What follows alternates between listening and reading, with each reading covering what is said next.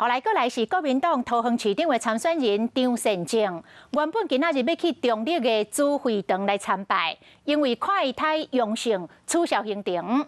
这个平面媒体有上新的民调，支持度民进党派出的林志坚是29%，张善政是27%，小可输2个百分点。也毋过男性甲60岁以上的选民，张善政是赢过。若民众党推出的立委赖香玲，目前只有5%的支持度。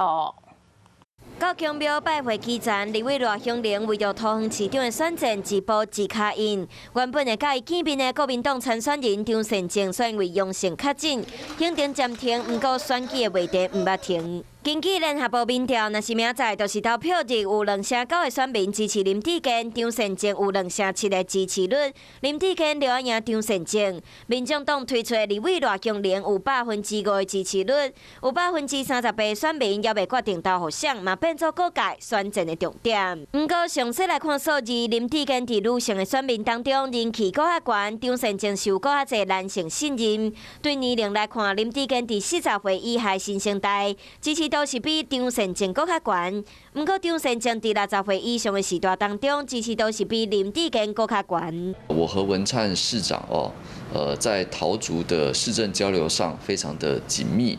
那我也相信，桃园人和新竹人都有感受到，这几年来，建设带来的改变。林志坚转战桃园，未少人关心，新竹市长来接棒。民众党支持度上悬的立委高虹安，视察未完工的新竹棒球场炮火犹原真强。有许多在我们专业选手来看都非常不可思议的缺失，包含像是场边的这样子一个排水沟的设计。其实呢，早在30几年前的球场才会看到这样的状况。也无愿意讲什么时阵参选，嘛互外界好奇伊的后一步。